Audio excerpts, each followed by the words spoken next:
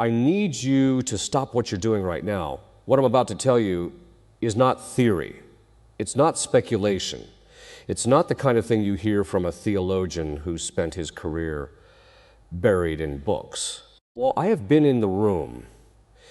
I have stood face to face with what I'm describing. I have watched it move through human bodies like smoke through a keyhole. And after more than 2 decades as an exorcist, conducting hundreds of exorcisms, I can tell you with absolute certainty, demons are not hiding in horror movies. They are hiding in your daily life.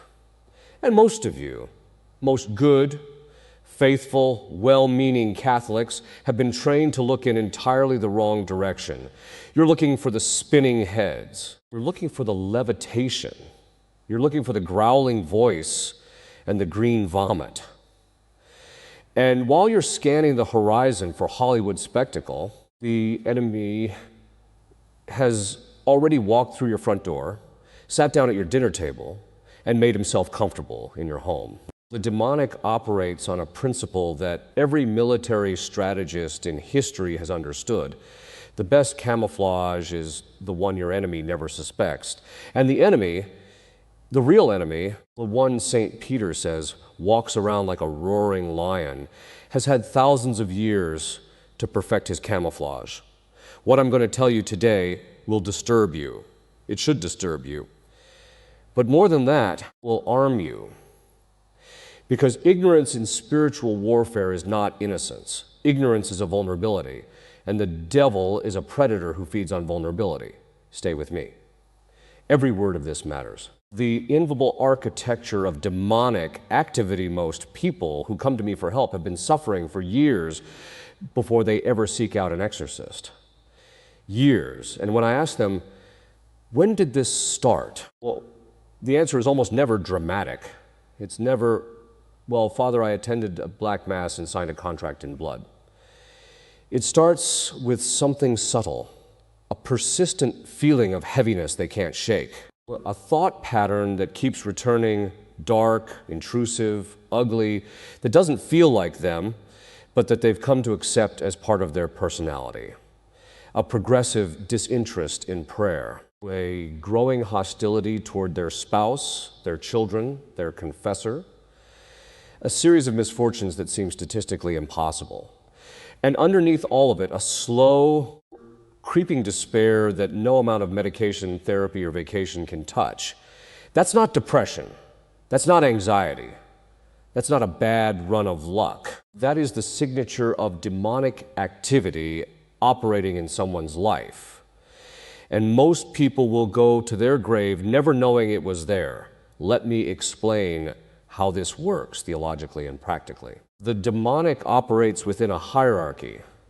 This is not speculation. This is documented in the exorcism rites themselves, in the scriptures, in the writings of the saints, and in direct interrogation of demonic entities under the authority of the church during formal exorcisms.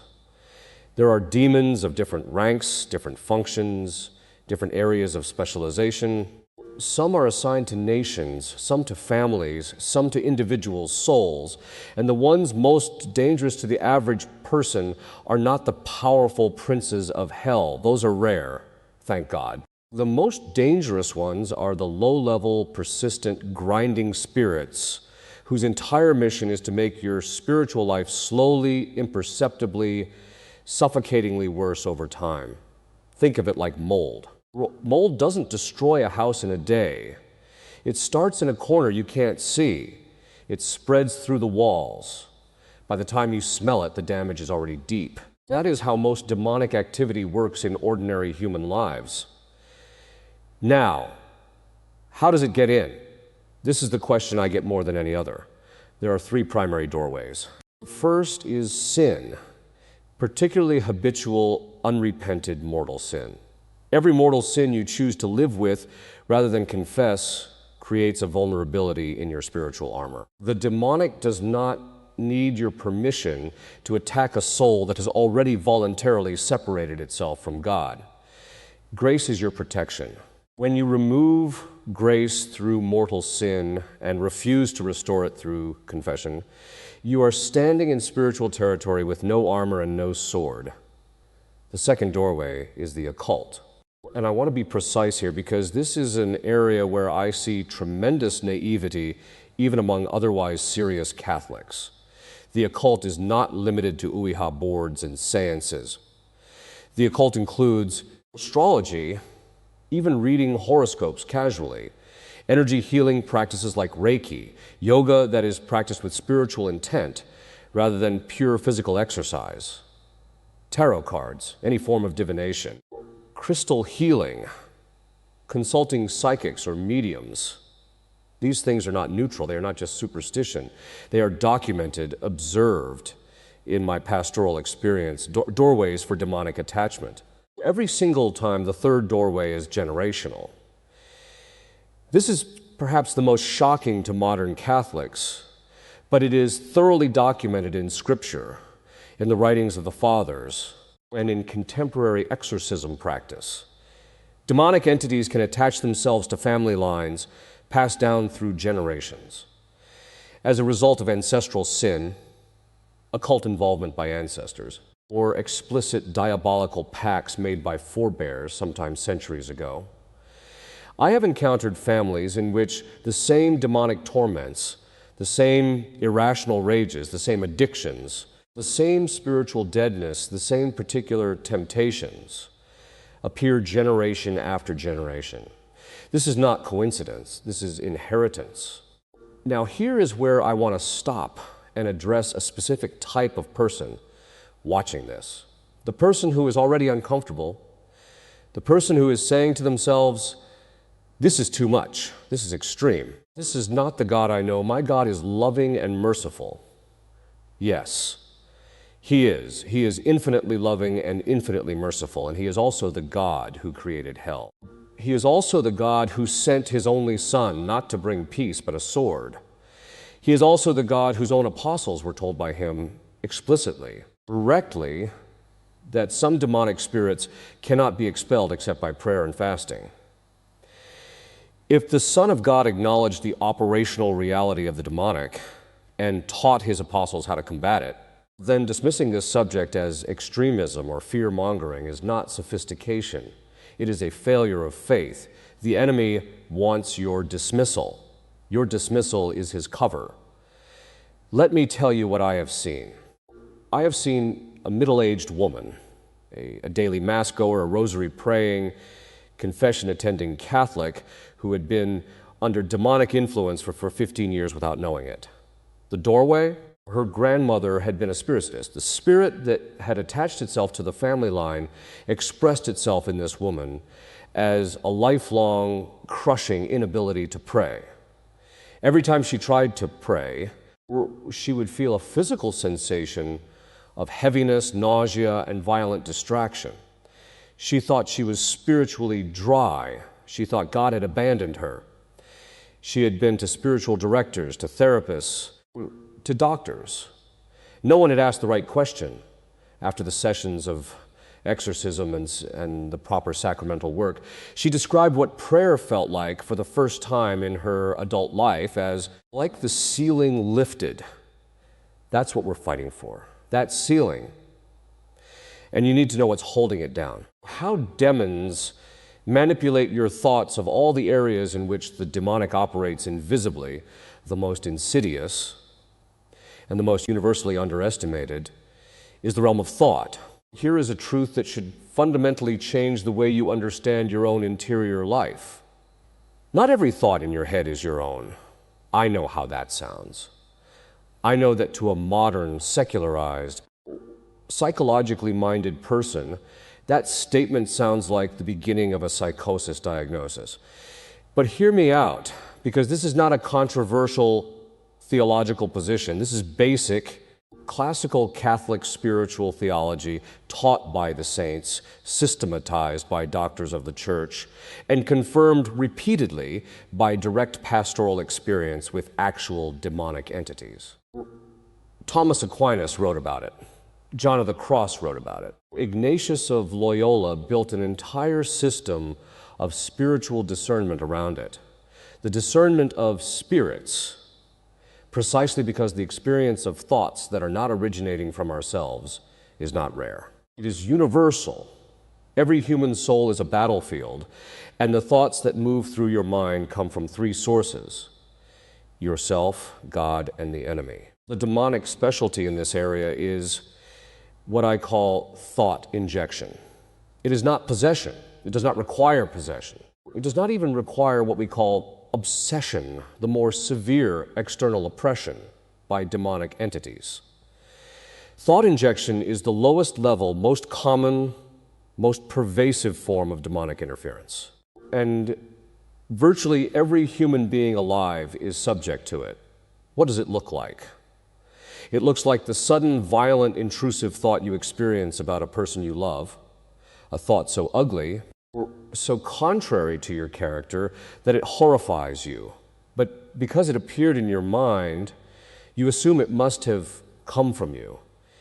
You assume it reveals something dark and shameful about who you really are. And so you carry it as secret shame.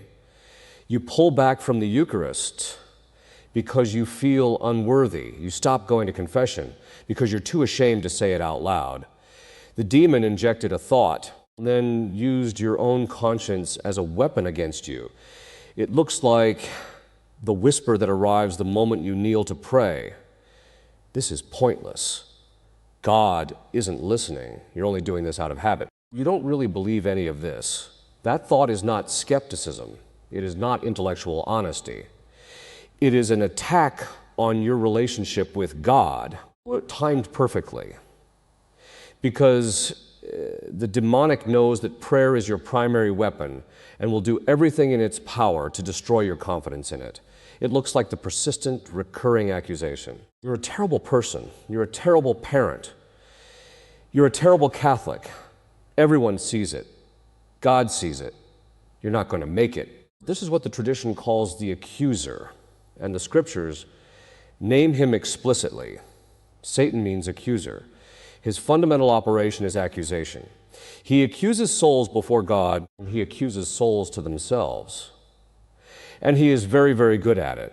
Now, how do you tell the difference between your own thoughts, demonic input, and the movements of grace? There are several markers, and I want to give them to you practically. First marker, timing. Demonic thoughts tend to arrive at spiritually significant moments. When you're about to pray, when you're about to go to confession, when you've just received a grace or had a genuine spiritual consolation. The demonic is reactive. It attacks when you are advancing. Second marker, quality. Demonic thoughts, even when they come as intellectual arguments, carry a distinctive interior texture. They are cold, they are heavy. They tend toward hopelessness, paralysis, or an urgency that bypasses reason. God's movements in the soul, even when corrective, even when convicting, carry warmth, clarity, and a sense of invitation rather than compulsion. Third marker, trajectory. Where does the thought lead you? Every thought followed consistently leads somewhere. Demonic thoughts, when followed, lead to isolation, to despair, to spiritual paralysis, to sin, to pride, or to presumption. The thought may begin as something that sounds reasonable, even spiritual, but trace the trajectory. If it leads away from the sacraments, away from your spiritual director, away from humility, away from God, it did not come from God. Fourth marker, ego. Be very suspicious of any thought that makes you feel uniquely special, uniquely persecuted, uniquely called, or uniquely exempted from normal spiritual discipline. Pride is the demonic home base. Any thought that inflates the ego, even under a spiritual disguise, deserves extreme scrutiny. Now, I want to address something I see with heartbreaking frequency in people who come to me after years of charismatic or spiritual experiences that were, in fact, demonic counterfeits. The demonic can produce false consolations. It can produce feelings of warmth, peace, even ecstasy during prayer or meditation, particularly when the prayer or meditation is happening outside of proper Catholic sacramental and doctrinal context.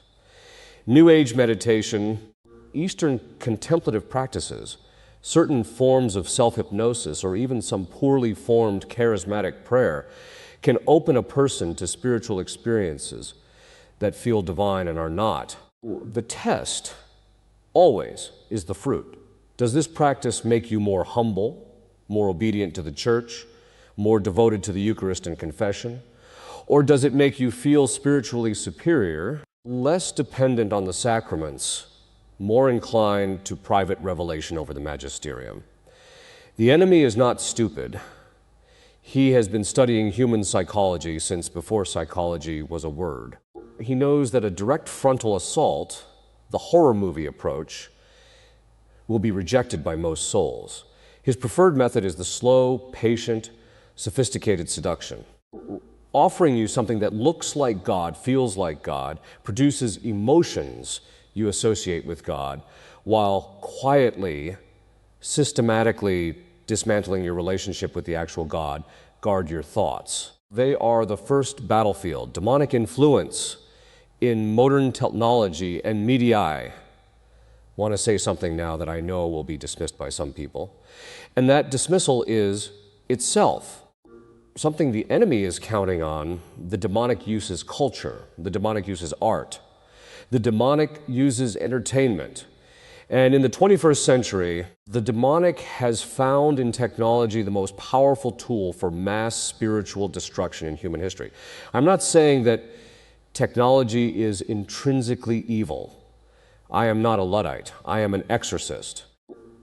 And I am telling you what I have observed, that the content flowing through modern media, through streaming platforms, through social media algorithms, through gaming, through music, carries, in many cases, were demonic signatures that I can identify not because I am paranoid, but because I recognize the patterns. Let me explain what I mean.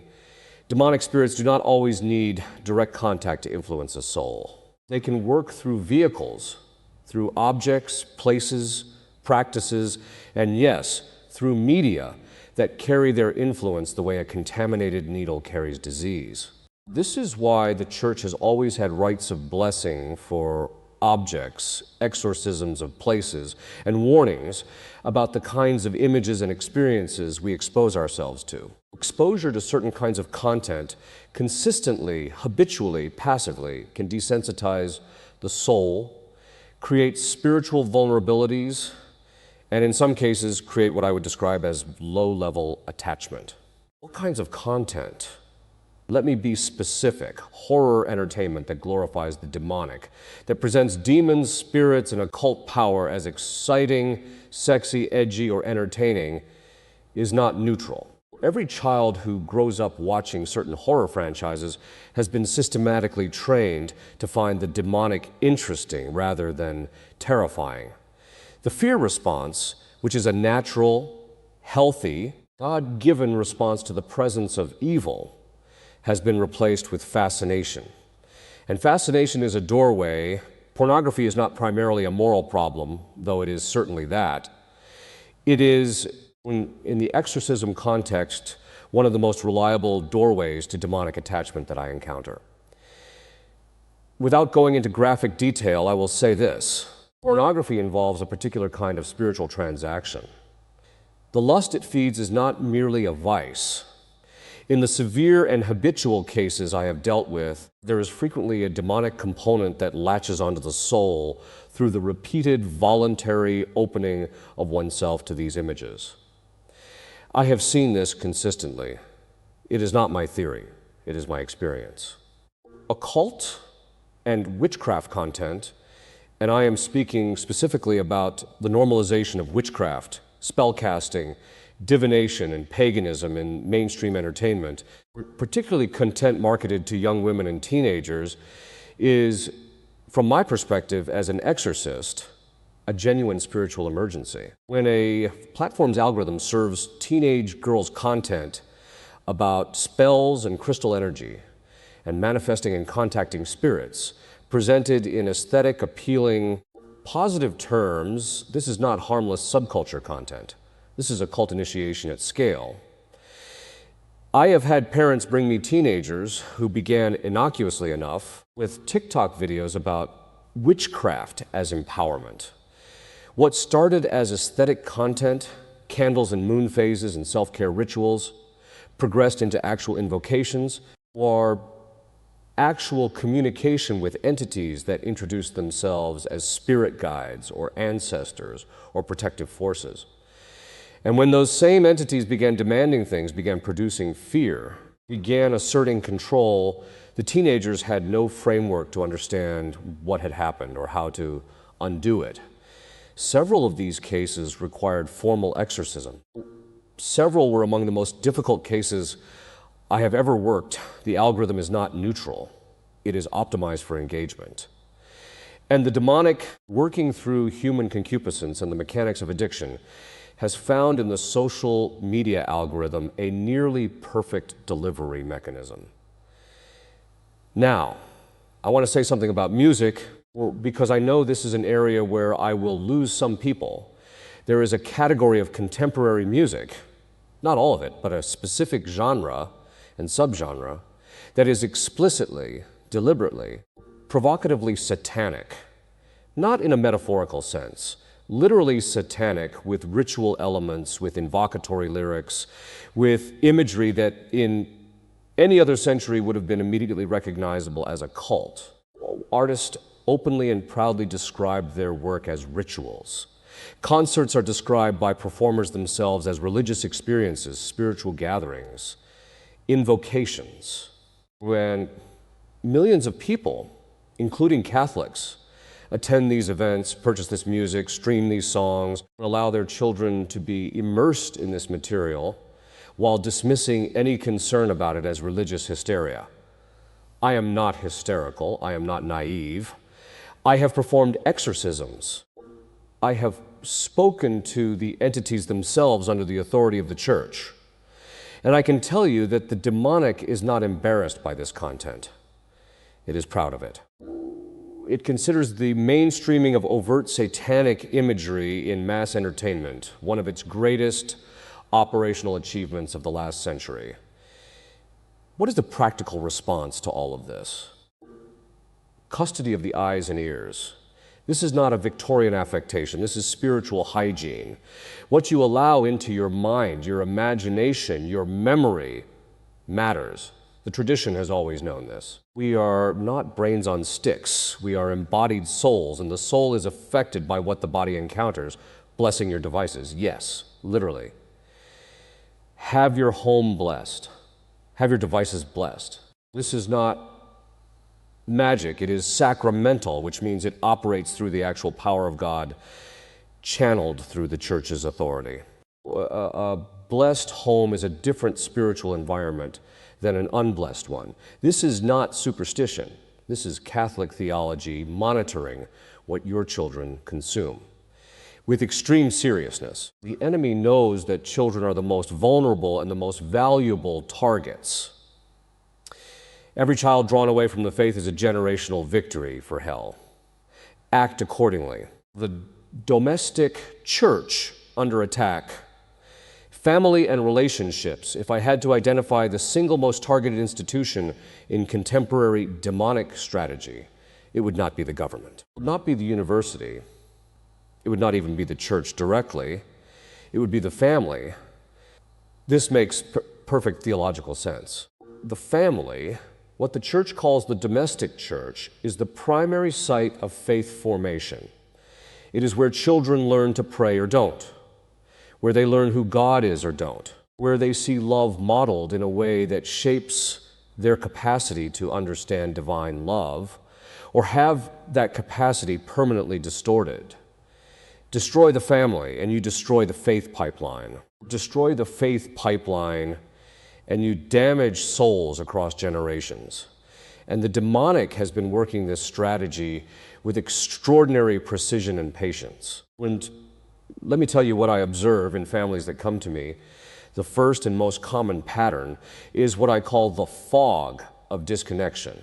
A husband and wife who love each other but cannot seem to connect anymore. Communication that used to be easy has become laborious.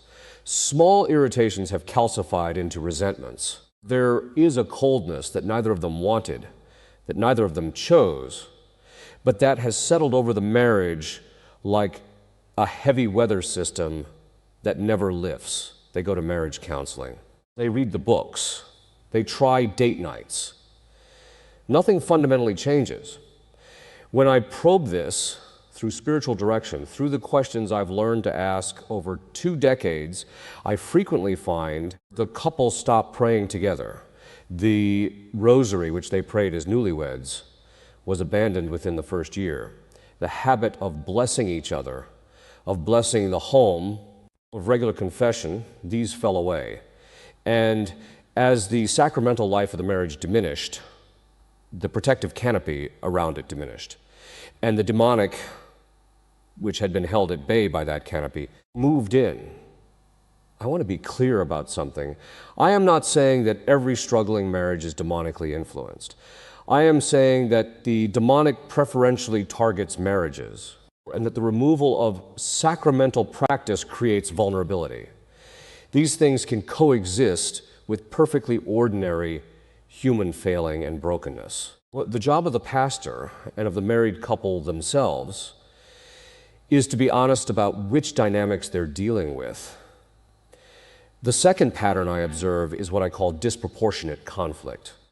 Arguments that escalate to a severity completely out of proportion to their triggering event. Or a conversation about household finances that becomes a screaming match that leaves both people trembling and bewildered at how they got there. Moments in which one or both spouses say, genuinely, and with horror, that didn't sound like me. These episodes frequently have a specific texture. They arrive suddenly, they escalate unnaturally fast, and they leave an almost physical residue of darkness in the room. This is not normal marital conflict. This is interference. The saints wrote about this. The early desert fathers documented the demonic technique of stirring up conflict between brothers in community, of amplifying small misunderstandings into enormous ruptures, of using pride and fear as accelerants on the fire of ordinary human friction. This is not a new strategy. It is simply being deployed now in the context of the modern marriage. The third pattern, and this one is perhaps the most heartbreaking, is what I call the targeted child. In some families, one child, specifically one child, manifests with dramatically more intensity than the others. Rage, destructive behavior, an inexplicable resistance to God and faith, a darkness that the parents sense is different in quality from normal developmental difficulty. The parents blame themselves. The teachers blame the parents. The therapist adjusts the medication. And nobody asks whether there is a generational spiritual factor at work. I have seen cases in which a child's severe behavioral and psychological presentation resolved significantly, not completely, but significantly following proper spiritual work, formal blessing of the child, exorcism of the home, resolution of ancestral spiritual issues, and restoration of robust sacramental life in the family. These cases don't make it into academic journals, but they happened. I was there. What can families do? First, pray together, not individually together. Family rosary is not a pious tradition that belongs to 1950s nostalgia. It is a documented, spiritually powerful act that invokes specific protection over the family. Our Lady said it herself at Fatima. Take it seriously. Second, have your home formally blessed. Not the sprinkle of holy water at the door kind, a proper thorough blessing of every room by a faithful priest who takes it seriously. If your local priest looks at you blankly when you ask for this, find another priest. Third, get to confession regularly, both spouses, frequently. The grace that flows from a well-made confession is not merely personal, it flows out into the family. A father who goes to confession regularly is a spiritual anchor for his entire household. A mother who goes to confession regularly is channeling grace into every relationship she has. The sacrament matters beyond the individual. Fourth, be ruthless about what enters your home. Through screens, through guests, through objects. I have encountered cases where demonic activity in a home traced directly to objects brought in from thrift stores, estate sales, or gifts from people involved in occult practice. Objects carry spiritual history. Bless everything that comes into your home. Throw away anything that cannot be blessed. Anything with occult symbolism, anything associated with the dead in the spiritist sense, anything that gives you a persistent sense of unease that you can't explain rationally. The family is the front line. Defend it accordingly. Spiritual warfare, what the church actually teaches ye, want to spend some time now correcting a set of dangerous misconceptions that I encounter consistently, even among faithful Catholics, about what the church actually teaches regarding spiritual warfare and what legitimate spiritual combat looks like. Misconception 1. Spiritual warfare is for specialists. People hear the word exorcist and think that spiritual warfare is someone else's job. The priest's job, the exorcist's job, the mystic's job. Normal people just try to be decent, avoid mortal sin, and hope for the best. This is not what the church teaches. Baptism makes you a soldier. Confirmation arms you. The Eucharist feeds you for battle. Every single baptized Catholic has been conscripted, not metaphorically, not poetically, but actually conscripted into a real war with real stakes.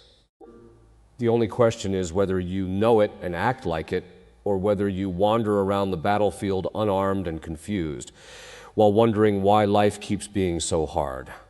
St. Paul in Ephesians 6 does not say, put on the full armor of God if you happen to feel called to a particularly intense spiritual life. He says, put on the full armor of God that you may be able to stand against the schemes of the devil. This is addressed to every Christian. The armor is not optional. Misconception 2. If I'm living a good life, I'm protected. Living a good life is necessary but not sufficient. And I want to be careful here because I am not saying that good people are not protected by grace. They are. But protection through grace requires the ongoing active appropriation of that grace through the sacraments, through prayer, through virtue. Grace is not a static condition. It is a living relationship, and relationships require attention. I have known good people, sincerely good people, people trying to follow Christ, who were under significant demonic oppression because they were, in effect, fighting a war with antique weapons and no intelligence. They didn't know how the demonic operates. They didn't know what the doorways were. They didn't know that their great-grandparents' involvement in Freemasonry had left a generational vulnerability. They didn't know that the yoga studio they attended 3 times a week was a problem. They didn't know. And their ignorance was costing them. Misconception 3. Deliverance prayer is extreme or dangerous. Deliverance prayer specifically directed at expelling demonic influence from a person or place, is a normal part of Catholic spiritual practice. It is in the tradition. It is in the rite. There are prayers in the Roman ritual for minor exorcism that any layperson can pray over themselves. There is the prayer to Saint Michael, which Pope Leo XIII composed after a vision of hell, and which every Catholic should be praying daily. There are the blessings and exorcisms of salt and water in the traditional ritual. These things are not extreme. They are the ordinary equipment of Catholic spiritual life that has been systematically de-emphasized since the 1960s. And the spiritual consequences of that de-emphasis are observable in the culture. Misconception 4, talking about the devil gives him power. This one frustrates me because it sounds spiritual It sounds like it's coming from a place of faith, but it's actually precisely backwards. The devil's power grows in silence and ignorance.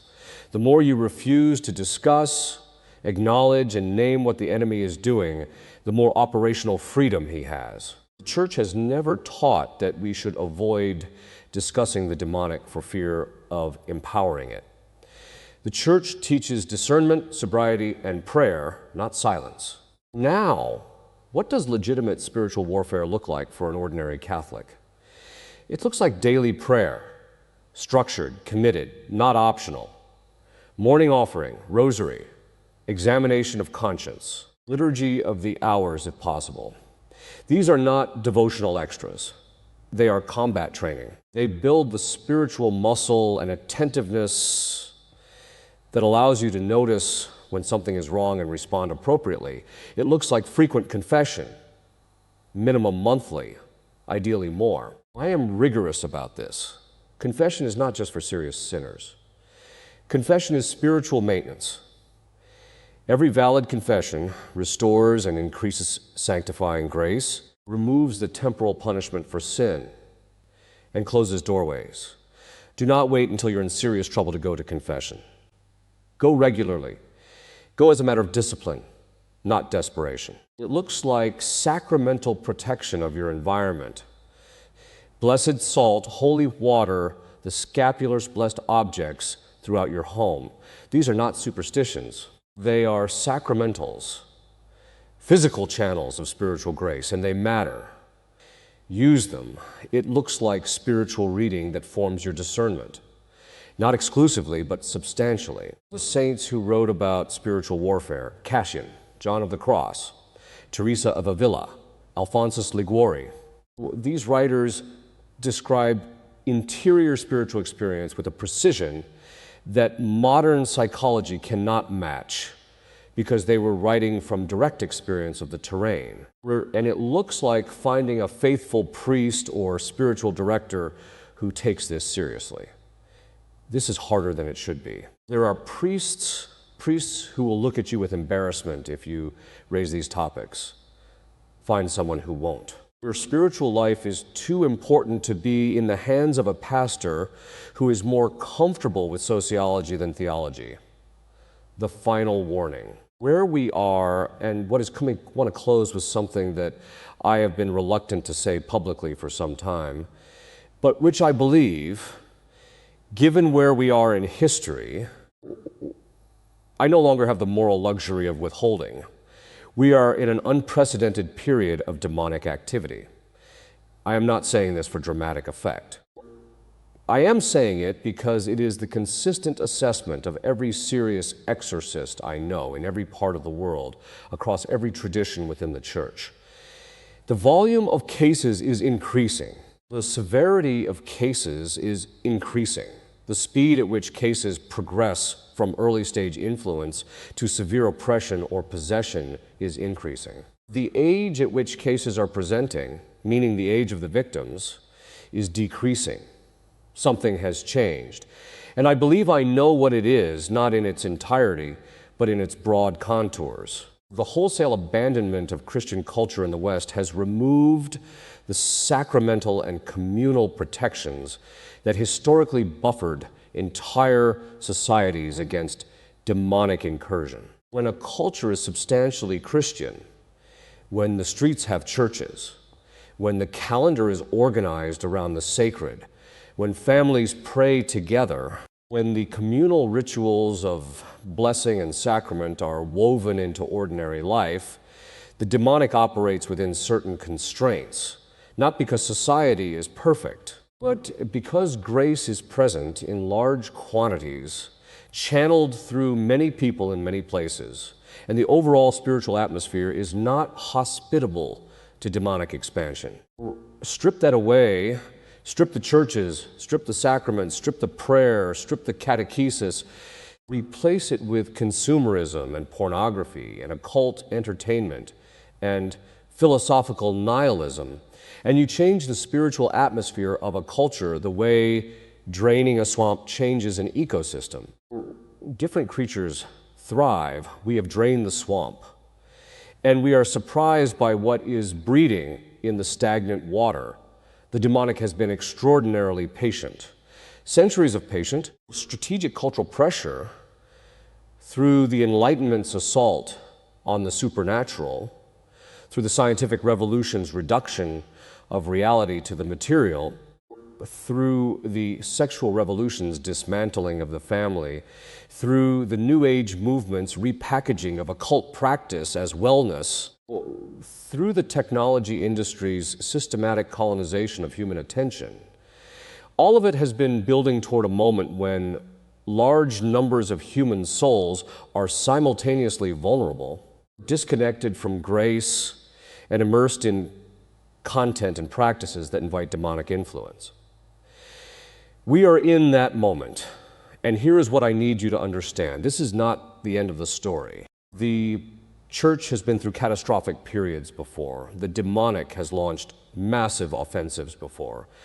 And every single time, the response of the faithful, the small remnant who take their faith seriously, who pray, who receive the sacraments, who form their families in the gospel, who practice authentic spiritual warfare, has been the beginning of the counterattack. You are not helpless. You are never helpless. You have been given the weapons. You have been given the sacraments. You have been given the intercession of Our Lady, who has been crushing the serpent's head since the moment of her conception. You have been given the saints, the angels, the entire church militant, suffering and triumphant standing with you. But you have to choose to use what you've been given, and you have to stop pretending that the war is not happening. I have been an exorcist for over 2 decades. I have seen things that would rearrange your understanding of reality in ways you are probably not prepared for. I have spoken to entities of ancient, terrible intelligence who hate every human soul with a fury that makes human hatred look like mild irritation. And I have watched those same entities, powerful, ancient, furious, retreat in terror before the name of Jesus Christ, before the authority of the church, before the presence of Our Lady, before a simple prayer prayed in faith by a soul in a state of grace. The enemy is powerful. He is not all-powerful. He is intelligent. He is not omniscient. He has been studying you, but he has not defeated you because you are still here, still seeking, still fighting. Do not give up your prayer. Do not stop going to confession. Do not let your rosary gather dust. Do not let your family drift into spiritual passivity. Do not let the culture, with its embarrassment, its sophistication, its contempt for the supernatural, persuade you that what I'm describing is not real. It is real. I am a witness. The demons are hiding in plain sight. But so is God in every tabernacle, in every valid confession, in every rosary prayed in a car on the way to work, in every parent who gets on their knees beside their child's bed and teaches them to pray before they sleep. The hiding place of God is humility. The hiding place of the devil is pride. Choose your hiding place carefully. Eternity depends on it.